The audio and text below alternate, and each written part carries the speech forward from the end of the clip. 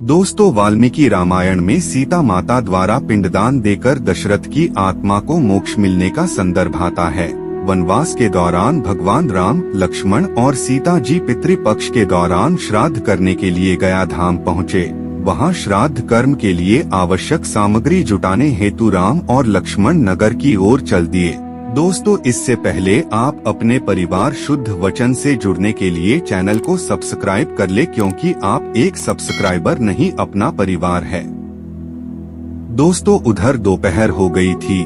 पिंडदान का कुतब समय निकलता जा रहा था और सीता जी की व्यग्रता बढ़ती जा रही थी। तभी दशरथ की आत्मा ने पिंडदान की मांग कर दी। गया जी के आगे फल्गु नदी पर अकेली सीता जी असमंजस में पड़ गई। उन्होंने फल्गु नदी के साथ वटवृक्ष, केतकी के फूल और गाय को साक्षी मानकर बालू का पिंड बनाकर स्वर्गीय राजा दशरथ के निमित्त पिंडदान दे दिया। थोड़ी देर में भगवान राम और लक्ष्मण लौटे तो उन्होंने कहा कि समय निकल जाने के कारण मैंने स्वयं पिंडदान कर दिया। बिना सामग्री के पिंडदान कैसे हो सकता है? इसके लिए राम ने सीता से प्रमाण मांगा।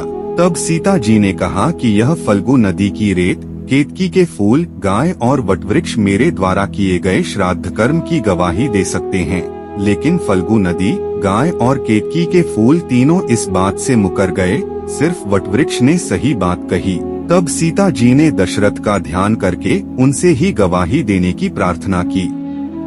दशरथ जी ने सीता जी की प्रार्थना स्वीकार कर घोषणा की कि ऐन वक्त पर सीता ने ही मुझे पिंडदान दिया। इस पर राम आश्वस्त हुए, लेकिन तीनों गवाहों द्वारा झूठ बोलने पर सीता जी ने उनको क्रोधित होकर श्राप दिया कि फल्गु नदी, जा तू सिर्फ नाम की नदी रहेगी, तुझ में पानी नहीं रहेगा। इस कारण फल्गु नदी आज भी गया में सूखी रहती है। गाय को श्राप दिया कि तू पूज्य होकर भी लोगों का जूठा खाएगी, और केतकी के फूल को श्राप दिया कि तुझे पूजा में कभी नहीं चढ़ाया जाएगा।